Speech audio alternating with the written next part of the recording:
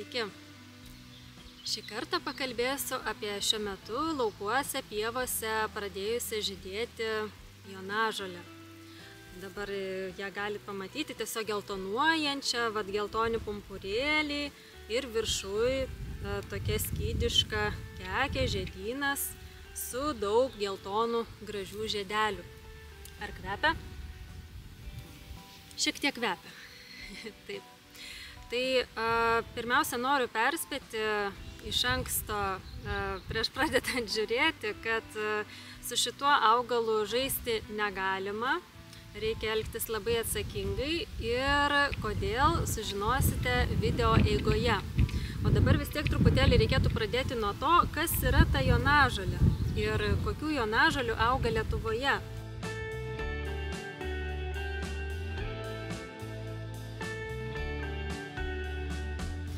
Tai Lietuvoje auga, kai kas rašo 6 rūšių jonažolės, kai kas rašo 5 rūšių jonažolės. Tai jeigu vardinsime 6, tai paprastai auga paprastoji jonažolė, taip pat kita yra keturbriaunė jonažolė, kita yra sparnuotoji jonažolė, nors dėl šitos kažkodėl botanikas Zigmantas Gudžinskas jos neišskiria kaip dar vienos Lietuvoje augančios jonažolės rūšies, nežinau kodėl, reikėtų pasidomėti daugiau, bet kitur nurodoma, kad sparnuotoji taip pat auga Lietuvoje, tik yra labai reta. Taip pat auga gulsčioji jonažolė. Jinai tokia gulsčių stiebų, visai kitaip atrodo, nes stačia, kaip pavyzdžiui paprastoji ar keturbriaunė. Taip pat auga pūkuotoji ir kalninė berods jonažolė. Taip įdomiai, nes Lietuvoje kaip ir kalnų nėra, bet jinai labai reta. Tai 2 iš tų jonažolių yra dažnos Lietuvoje, tai yra paprastoji jonažolė ir keturbriaunė jonažolė. O visos kitos yra arba labai retos, arba tiesiog net įrašytos į raudonąją knygą. Tai jeigu pamatysite kažkurią iš tų labai retų, tai praneškite botanikams apie naują radavietę. Taigi 2 dažniausios Lietuvoje augančios jonažolės yra paprastoji jonažolė ir keturbriaunė jonažolė. Paprastoji latiniškai būtų Hypericum perforatum, o keturbriaunė Hypericum maculatum. Tai šios jonažolės, jas tikrai galite sutikti kažkur savo aplinkoje, pievose. Jonažolė paprastai mėgsta tokius kalkingesnius dirvožemius, bet gali pasitaikyti gamtoje visokių pokštų, galite ir kitur pamatyti, nebūtinai labai kalkingose vietose. Taip pat kažkur pamiškėse, laukymėse, žvyrkeliuose, pakelėse, tikrai dažnas augalas.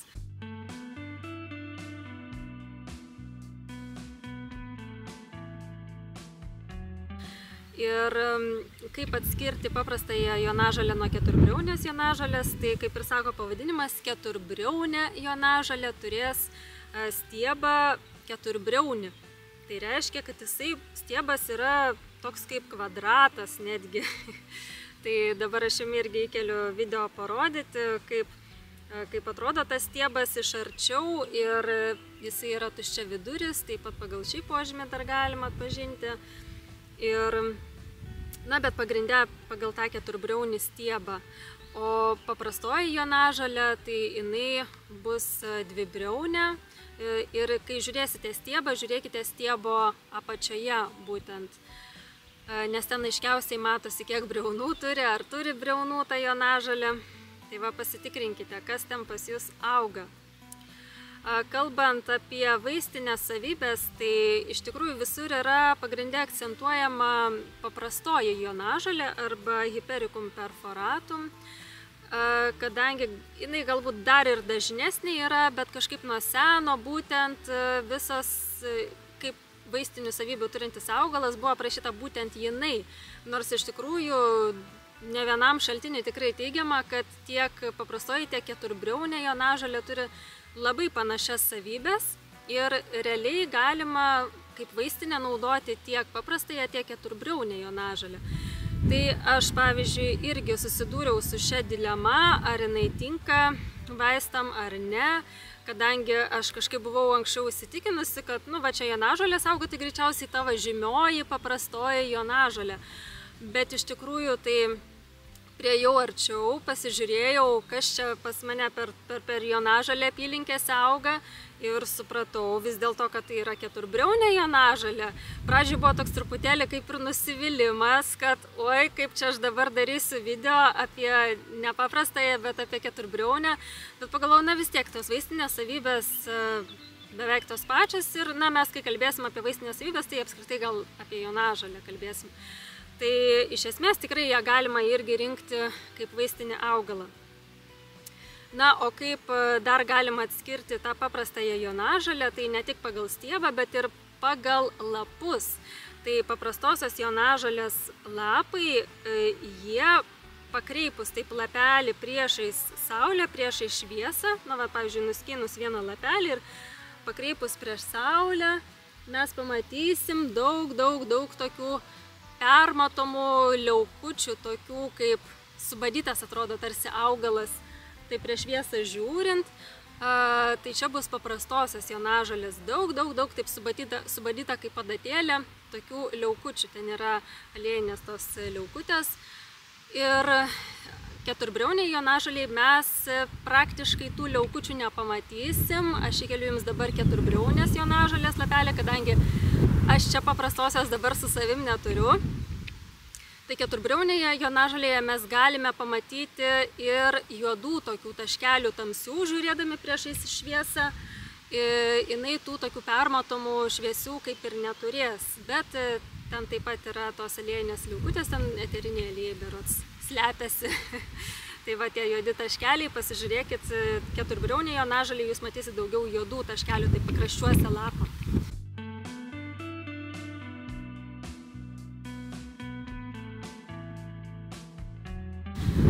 Taigi, net ir pavadinimas paprastosios jonažolės Hipericum perforatum rodo perforatum, tai reiškia tarsi subadytas, sukandžiotas, kažkaip taip ta reikšmė ir tai ir taip pat identifikuoja, taip sakant, šitas požymis būtent paprastąją jonažolę.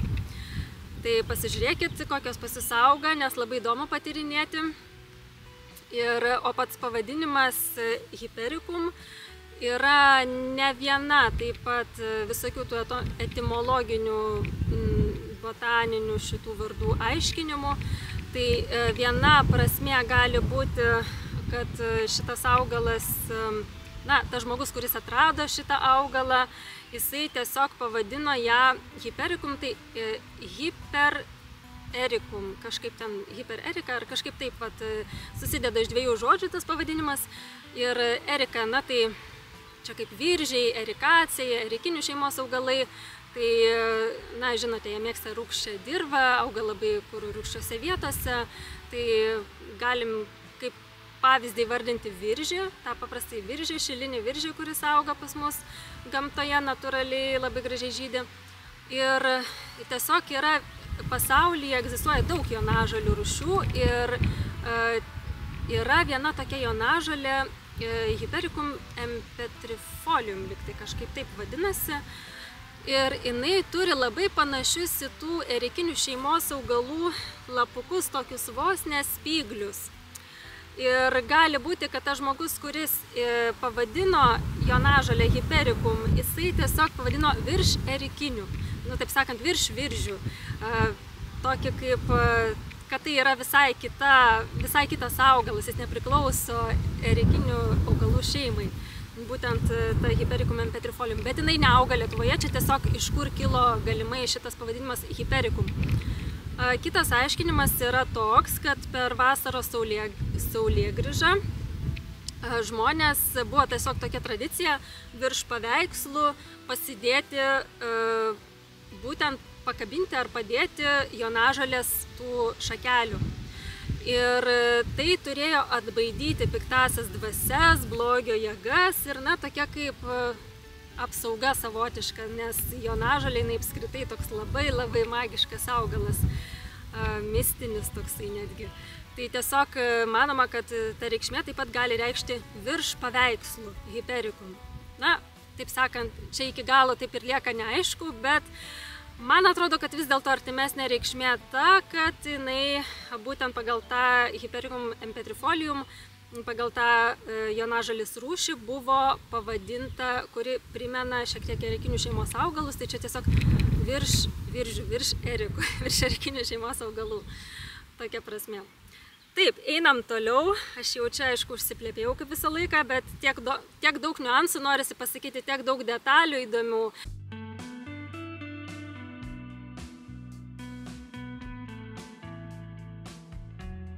Pavyzdžiui, net ir kalbant apie tą magiją, tai šitas augalas tikrai buvo laikomas labai ypatingu ir sakralus buvo, sakyčiau, toksai augalas ir jį, pavyzdžiui, netgi žmonės nešiodavosi su savimi jonažolių šakelių, pavyzdžiui, net po apatiniais drabužiais pasikišdavo, kur niekas nemato ir to šakelės turėdavo apsaugoti nuo nužiūrėjimo.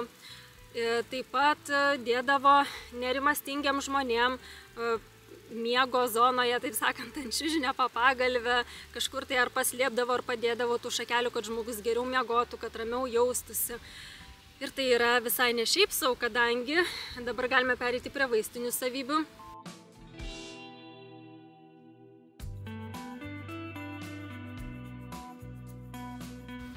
Kadangi vienas iš pagrindinių šito augalo, taip sakant, pliusų, vaistinių savybių, tai yra būtent visokių nervinių sutrikimų, na gal nesakysiu gydymas, nes aš ne gydytoja, bet tiesiog pagalba, galbūt taip pasakykim.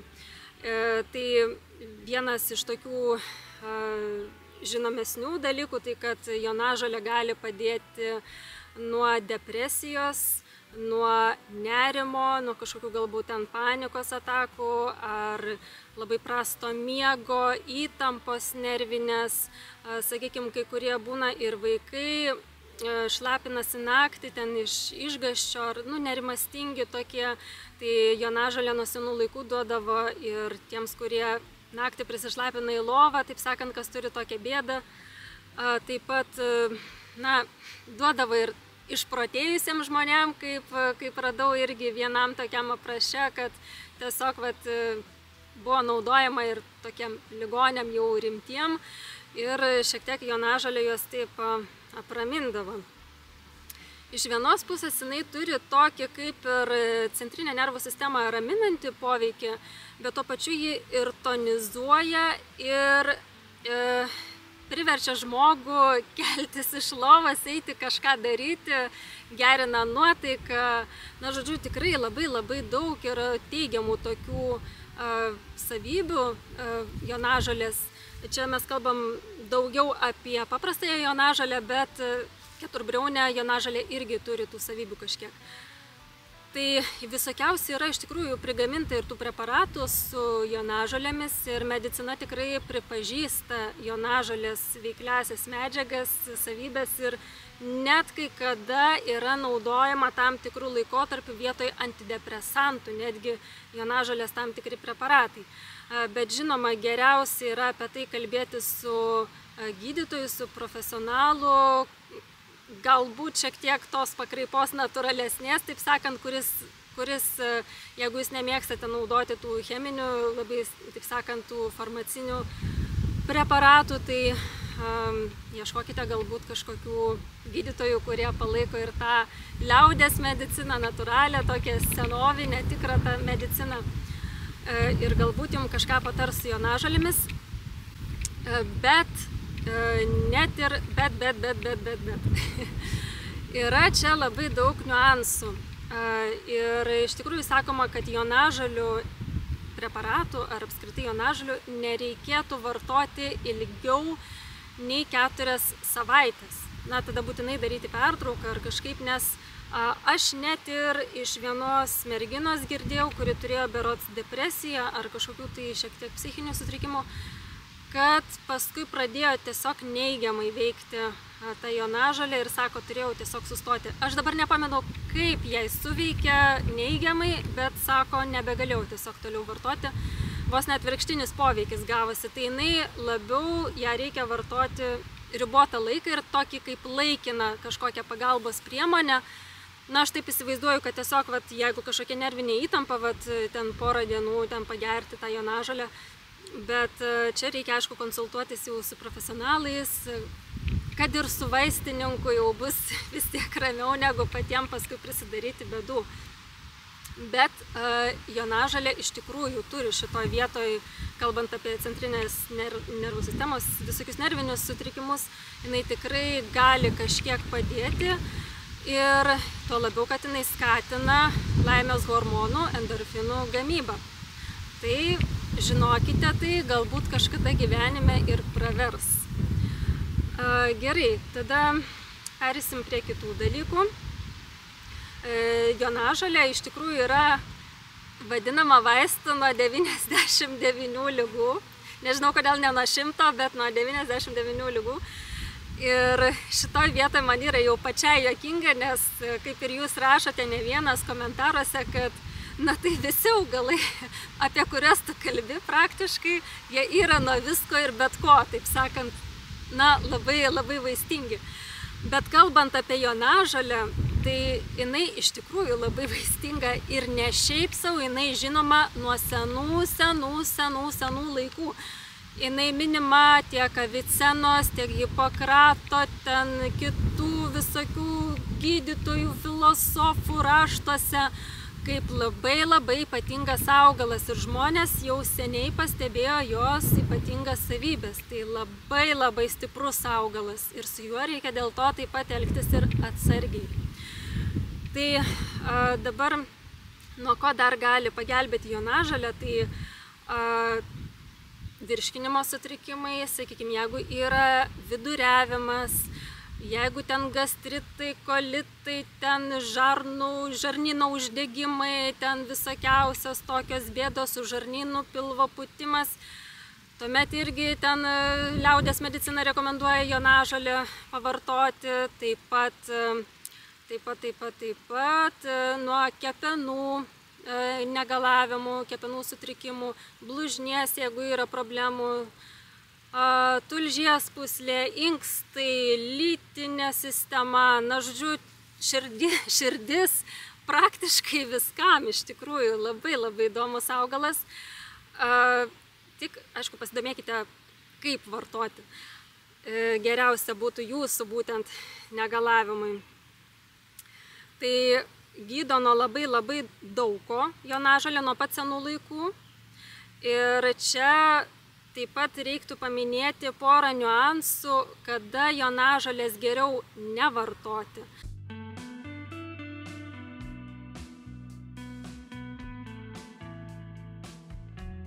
Tai kaip ir minėjau, pavyzdžiui, jinai kaip ir stabdo viduriavimą, bet dėl šios priežasties geriau nevartoti jos žmonėms, kuriems užkietėja viduriai, nes gali dar labiau, taip sakant, pakietinti ir kad paskui neturėtumėt problemų.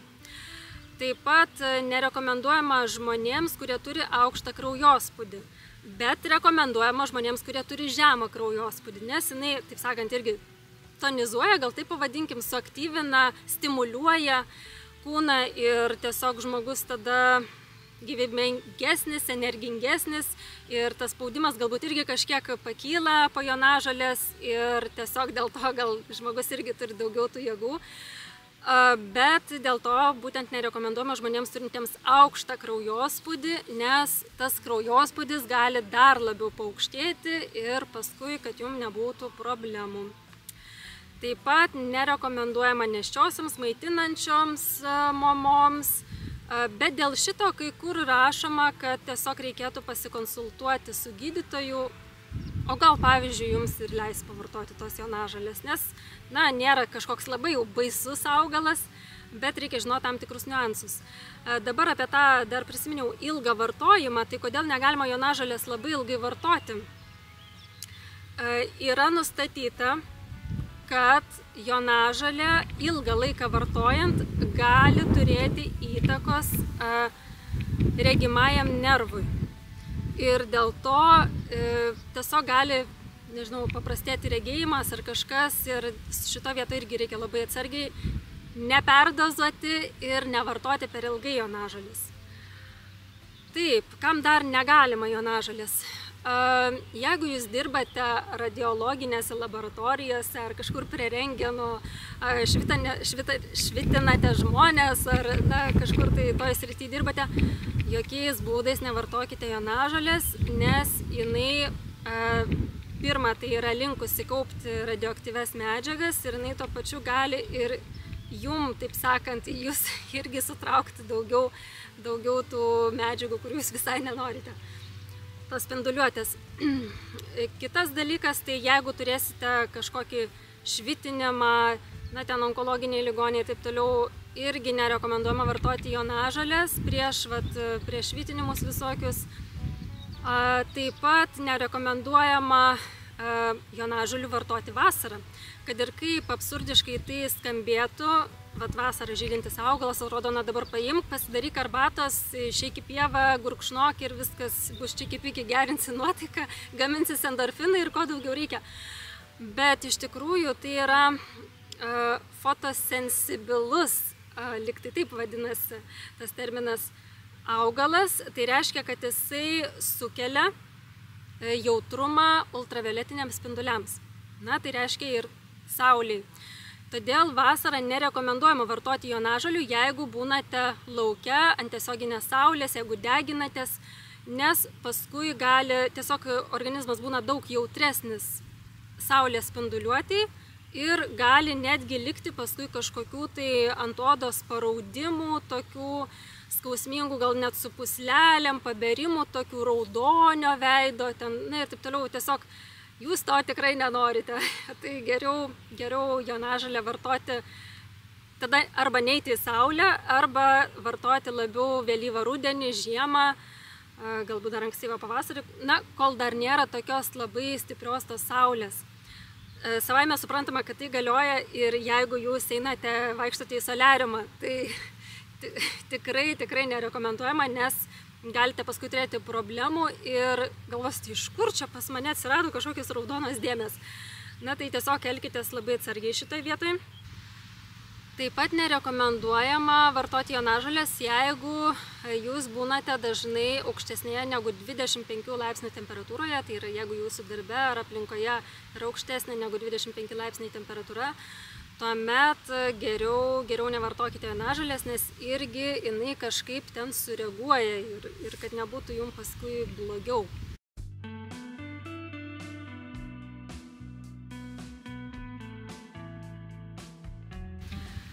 Taip, tai dabar jonažolė taip pat buvo vartojama gana plačiai ir išoriškai. Tai daugiausia, pavyzdžiui, susižeidus karų metu, ten nuo pat senų laikų, tiesiog darydavo ten kareiviams sužeistiem tvarsčius su jonažolės antpilu, nes jonažolė jinai turi tokių audinius regeneruojančių savybių, pažeistus audinius, ir tiesiog greičiau sugyja žaizdos, greičiau sugyja nudegimai, pūliniai visokie, odos ligos, furunkulai, egzemos ir taip toliau, įvairios odos ligos, tai tikrai išoriškai yra galbūt, sakyčiau, netgi saugiau naudoti jonažolę negu į vidų, bet žinoma ir vėl yra tas poveikis, tiesiog tapsite jautresnis saulės spinduliuotei, tai irgi tai atkreipkite dėmesį ir geriau gydytis arba tų žaizdų nerodyti, taip sakant, ant tiesioginės saulės arba naudotis tais tepaliukais visokiais geriau žiemą. Bet kaip vaistas, tepamas vaistas, taip sakant, nuo nudegimų visokių, tikrai labai žinomas vaistas yra ypač aliejinė ištrauka jonažolių. Kaip pasigaminti aliejinę ištrauką, aš Patreonams įkelsiu, tai Gamtos poezijos Patreone pamatys, kas norės.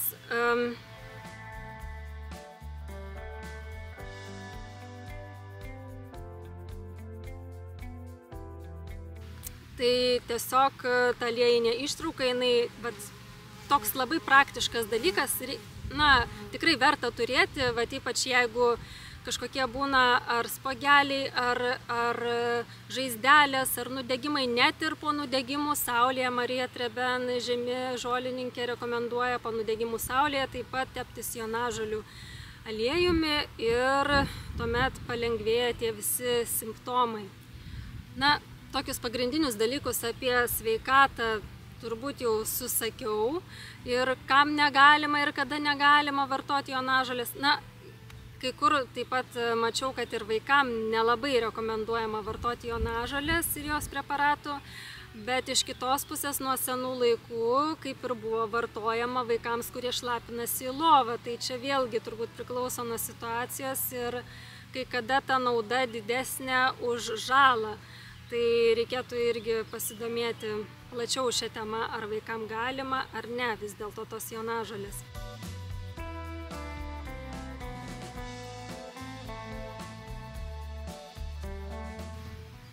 Tai dabar pereikim prie tokios rimtesnės dalies. Ne, iš tikrųjų, sveikata yra labai rimta dalis, bet vienas dalykas mane truputėlį ir pykdo ir toks kaip liūdesys užeina, kalbant apie pavadinimus, pavyzdžiui, jonažolės, tai aš dabar paskaitysiu pirmiausia tuos liaudies pavadinimus, kaip buvo vadinama jonažolė nuo senų laikų. Tiesa, dar jonažolė, nepaminėjau, priklauso jonažolinių šeimai, na čia kaip ir aišku, hiperikacija. Tai liaudies tie pavadinimai žaizdų žolė buvo vadinama, na ne šiaip sau, kaip ir minėjau, jinai gali pagelbėti dėl tokių bėdų. Net ir rusų kalboje berods taip pat jinai vadinama žaizdų žole. Tai čia toks yra vos ne visam pasaulyje, jinai turi tokį vardą kaip nuo visokių žaizdų padedanti vaistažolė. Taip, vaistų žolė, žaizdų žolė, brandažolė, joniukas, laurinžolė, Jėzaus žaizdų žolė, Marijos žolė, Marijos žoliukė, studenėlės, Švento Jono žolelė, joniukai, joninžolė, kiaurinė, laurinžolė. Na, kiaurinė tai aišku dėl to, kad ten buvo tie taškiukai paprastojo jonažoliai, matosi tos liaukutės. Laurinžolė, raudonukė, strudenėlis, tridažolė, turbūt kai žmogus pratrįsta, tai padeda, ir triznažolė. Triznažolė. Na tai va, tokie yra juokingi ir linksmi tie pavadinimai liaudiški. Bet kas mane truputėlį supykdė, tai kad yra pats augalas vadinamas jonažolė. Augalas, kuris per šimtus tūkstančius metų buvo naudojamas liaudies medicinoje, tiek mūsų kraštuose, tiek kituose kraštuose. Ir staiga jisai gauna pavadinimą pagrindinį jonažolė. Švento Jono žolė ar Marijos žolelė. Na, pagalvokime dabar logiškai. Iki krikščionybės atėjimo į Lietuvą, į Žemaitiją, šitas augalas taip pat augo šituose kraštuose. Ir tai nebuvo jokia jonažolė. Šitas augalas turėjo daug visokių kitų pavadinimų, bet va kažkodėl pavadinome vis tiek būtent jonažolė, šventam Jonui pagerbti, joninėms. Na, maždaug žydi per joninės, dabar aišku truputėlį pavėluotai šį sezoną ir dar nuo regiono priklauso, kada žydi. Bet žydi per joninės, tai reiškia užvadinkim ją joninių žolė arba jonažolė. Tai iš tikrųjų, o kodėl mes nepavadinom, pavyzdžiui, vasaros saulėgrįžos žolė, arba ta pati žaizdažolė, ar dar kažkaip lietuviškai. Na, tikrai labai gaila dėl to, kad krikščionybė tarsi uždėjo ant mūsų tų senųjų augalų nuo seno naudojimų tokį kaip šleifą, savo skraistę ir pridengia mūsų tuos tikruosius, senuosius, nuo seno naudojimus pavadinimus ir viską paslėpia po šventais Jonais, kitais šventaisiais, po Mariją. Aš tikrai nenoriu supykdyti tų žmonių, kurie yra krikščionys, kurie tikintis, taip sakant, bet na, šitoj vietoje, man atrodo, labai nesąžininga ir netgi moteris, kurios rinkdavo vaistažolės, jos būdavo deginamos, iš jų būdavo tyčiojamas, tai būdavo toks paniekinimas tų raganų, vadinkim, raganai gavo tokią neigiamą labai reikšmę. Ir pradžiai netgi, renkant šitos augaliukus, moterim grėsė vos ne sudeginimas ant laužo. Bet paskui krikščionės, kryžiuočiai, tuo momentu kryžiuočiai buvo vadinami, jie pastebėjo, kad šito augalo vaistinių savybių neįmanoma nuneigti, nes visi jas mato. Na, akivaizdžiai mato, kad šitas augalas veikia ir padeda. Ir ką tada daryti? Tada reikia ją paslėpti, vis tiek užgniaužti tuos senuosius pavadinimus ir vis tiek uždėti savo. Jonažolė, Švento Jono žolė. Na ir dėl šito iš tikrųjų labai gaila. Na, bet ką darysi, toks gyvenimas, taip sakant, bet istoriją reikia žinoti ir suprasti, kas vyko ir gilintis iš tikrųjų, kas, kur, kaip ir kodėl. Aš anksčiau nelabai gilinausi iš tikrųjų, bet kuo toliau, tuo labiau aš suprantu, kokią įtaką padarė stiprią kryžiuočių atėjimas į šitos kraštus. Ir iš vienos pusės tikrai labai gaila. Ir kalbant apie žolininkės, apie moteris, kurios rinkdavo vaistažolės, tai jos tiesiog paskui turėdavo, pavyzdžiui, prieidavo prie jų koks nors kryžiuotis ir sakydavo, ką tu čia renki. Ir kad niekas prie jos neprikiptų, jinai jau tada turėjo sakyti Jonažolė, Švento Jono žolė. O tada kryžiuotis sakydavo, o gerai, jeigu Švento Jono žolė, tada prie tavęs neprikipsim. Viskas tvarkoj. O jeigu jau ten savo liaudiškais pavadinimas, tai viskas jau, jei būtų, tai moteriai labai prastai pasibaigia. Tai iš pradžių, iš tikrųjų, kryžiuočiai, jie šitą augalą labai niekino. Ir tos ant jonažolių, paprastųjų jonažolių lapų esančias skylutės buvo kryžiuočių vadinamos čia velnio įkandimai. Ten jonažolė dar turi tokią savybę, suspaudus traiškius žiedus ar tuos žiedinius pumpurus, pasimato toks tamsus kaip kraujas ir sakydavo, čia blogis, mato dar kraujas bėga iš šito augalo. Na tai tiesiog tiek būdavo tie augalai suvelninami, subloginami, žodžiu, tiesiog, kad atsisakytų tie tikrieji, tie mūsų žmonės, kad atsisakytų tų savo tradicijų ir nebent jeigu jūs jau norite, tai jau rinkite savo geriau Švento Jono Krikštytojo augalą, kadangi dar suspaudus ištrykšta tas ale kraujas, tai čia yra Švento Jono Krikštytojo, kai jam nukirto galvą, ten ištryško kraujas, na ir, žodžiu, tiesiog prikurta visokiausių tų istorijų. Tai tiesiog dėl šito kažkaip norėjau labai pasidalinti, nes užsikabinau būtent už šitos detalės, kad yra pavadinta jonažolė. Na, aišku, galime vadinti ir kitaip, bet oficialus tas pavadinimas yra lietuviškas jonažolė. Tai įdomu tiesiog pasigilinti ir istoriją, kodėl ji taip vadinama.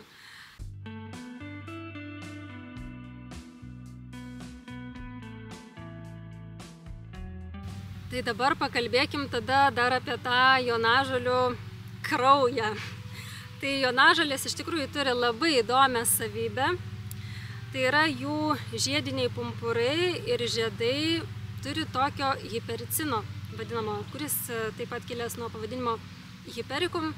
Tai tas hipericinas, jisai būdingas būtent jonažoliai ir jisai išskiria, tai tarsi pigmentas toksai ir jisai turi raudoną tokią bordo spalvą, ryškę tokią.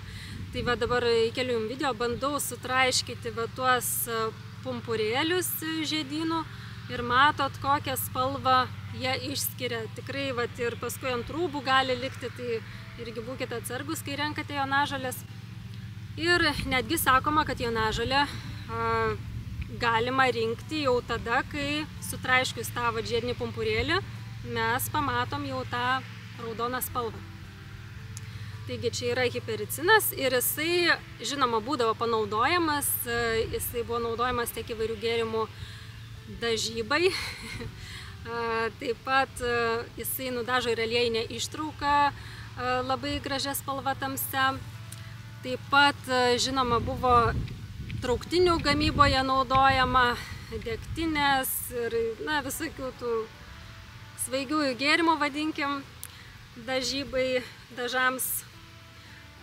Taip pat dažydavo ir vilną su jonažolėmis, šilką, kitas medžiagas, bet dažant medžiagas pagrinde būna spalva tokia labiau gelsva, gelsvai žalia, nors atrodytų, kad turėtų būti tokia ryškiai raudona, bet galbūt ten, nežinau, rūgštį panaudojus ar tuos kandikus, galbūt ir spalva visai kita gaunasi. Na, čia reikėtų pasimėginti, galbūt yra tarp jūsų ir kurie dažo natūraliomis medžiagomis įvairius audinius, tai parašykite, kokia spalva jonažolė nudažo audinius.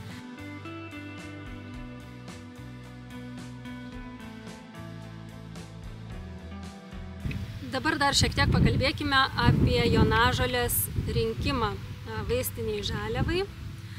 Tai rinkti yra geriausia, kai tik tai pradeda skleistis žiedai.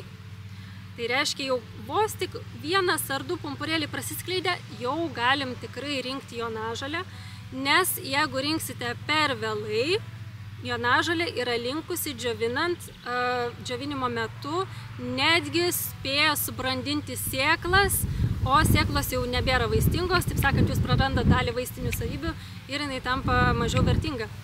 Tai pasistengkit nepasivėlinti ir ieškokit, kur tik tai pradeda skleistis pumpurėliai, kai kas renka netgi tik tai su pumpurais žiediniais.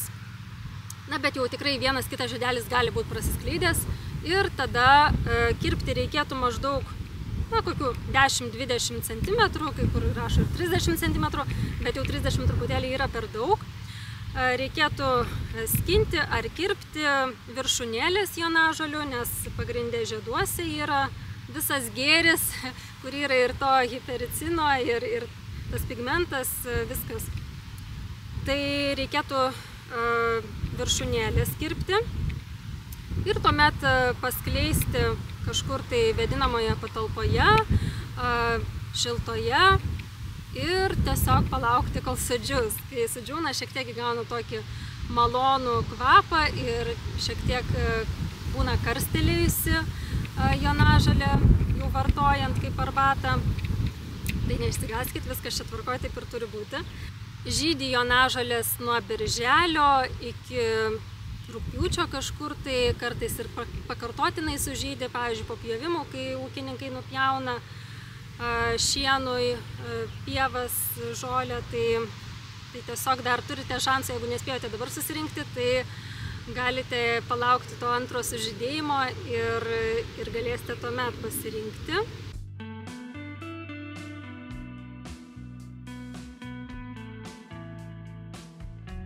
Dar svarbu paminėti, kas būna, jeigu padauginam jonažolės. Tai yra, jokiais būdais negalima pasidaryti per stipraus užpilo arbatos. Tai ten vienas arbatinis šaukštelis ar ten daugiausiai 2 arbatiniai šaukšteliai podeliui džiovintos žaliavos.